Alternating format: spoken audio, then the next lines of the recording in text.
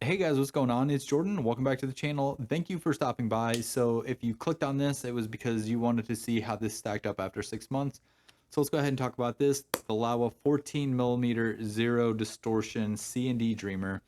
Now this lens I purchased strictly for doing real estate photography, but it has come in handy for many other uses other than just real estate photography.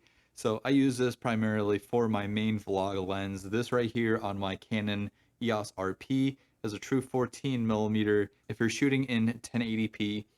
Now, a little bit of a backstory, my Canon EOS RP shoots 4K, but the 4K is cropped. So roughly this is 22.4 millimeters if you're shooting in 4K, which is still pretty good. You can still use that handheld to do vlogs with. I use this in 1080p just to get a full 14mm full frame. I have used this for astrophotography too, so this lens, you can still use it for astrophotography. While maybe an f4 aperture isn't highly desired for astrophotography, it is still usable on my Canon EOS RP. If you have a full frame mirrorless camera, you can get pretty good high ISO ranges out of those. At 6400, I have no issues using this. I can actually shoot in 3200 ISO. I can go all the way up to 8000. 10,000 is probably about my limits, but I actually don't need to go up that high specifically for this because it is such a wide focal length that you're actually shooting in a longer shutter speed anyways, so you don't really have to go too far up into your ISO range. I shoot maybe about 20 seconds if I do astrophotography with this lens specifically. Now, this lens right here, I will say has some downsides to it, specifically if you planned on picking this up to do both photo and video. If you're going to be doing video walkthroughs, you probably don't want to use this lens specifically for smaller homes. Now, I have practiced and played around with this lens on my Canon EOS RP, on my Weeble S, to do video walkthroughs, just practicing, getting my footing right and all that stuff. This lens right here does not really perform well in very small homes. So my house is a pretty small house. I think it's roughly around 2,300 square feet, give or take. Now, that being said, I have two big front windows, and even with the lights on and the two front windows all the way open, I still have to push my ISO up pretty high. I would say roughly if you're going to be shooting indoors for real estate photography, doing video walkthroughs, you probably want to keep your ISO as low as possible, specifically if you are using a Canon EOS RP. If you're using maybe an R5 or an R6, you might be able to get away with pumping up a higher ISO range, but give or take, depending on what camera system you use, I like to try and stay around 16 to 3200.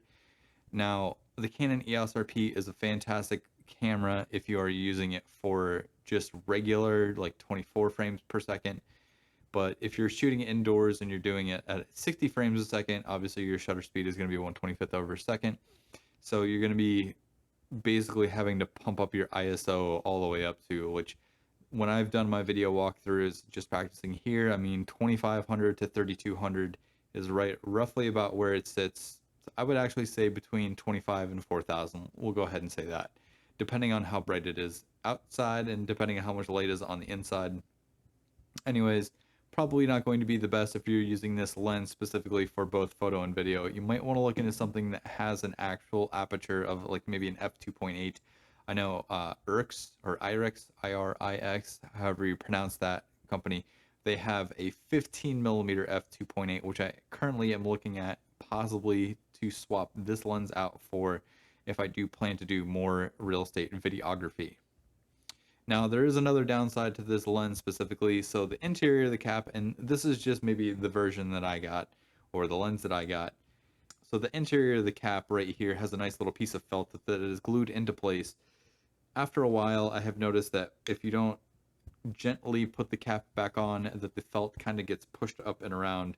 Uh, it is starting to kind of like come unglued, so the glue is starting to rub off onto the lens, which kind of sucks. Just something that I have found to be a quirk with this lens. Another thing too is this does take filters, so there is a 52mm thread on the inside of this lens right here. Getting the filters in there is a little bit of a pain, and there isn't really a whole lot of room for you to kind of thread it in. If you're using a polarizing filter, I would assume that you're probably going to have a real hard time getting that in there. I would think ND filters or maybe some other type of filter, you shouldn't have too much of an issue, but I think putting a polarizing filter in this might be probably the biggest gripe, just because the polarizing filter also twists. So while you're trying to thread it on, you're also twisting the outside ring. There really isn't a whole lot of room right here to get your fingers down in there to thread it on properly. So just something to consider too if you plan on using filters with this. Not necessarily the easiest to put the filters in.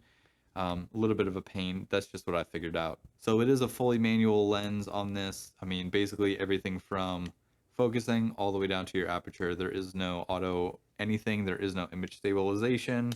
So just take that into account. This, like I said, is a fantastic lens. I've used this lens for pretty much everything from it being my main vlogging lens to real estate photography, landscape photography, even astrophotography. A very good lens in general all the way around. There really is no distortion with this. I mean, there's very little. Lightroom doesn't have a profile for it yet, so you have to use, I think it's like the Laowa 14mm f2.8.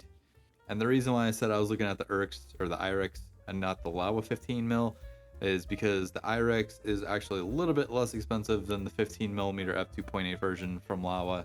So just take that into consideration. If you are looking to purchase this lens, you might want to look at something that, if you're going to be using both photo and video, you might want to look into something a little bit different. But if you're looking for this specifically for landscape real estate, I think you'd be highly, highly pleased with this lens. It's pretty light. Like I said, I use this primarily for my main vlogging lens when I do vlogs. So, I mean, just take that into consideration. A use case scenario, I mean, you can pretty much use this for a lot of stuff. I mean, primarily landscape photography, interior photos for real estate. If you do vlogs, I mean, I like this lens to vlog with. It's pretty good. F4 aperture. Keeps me in focus.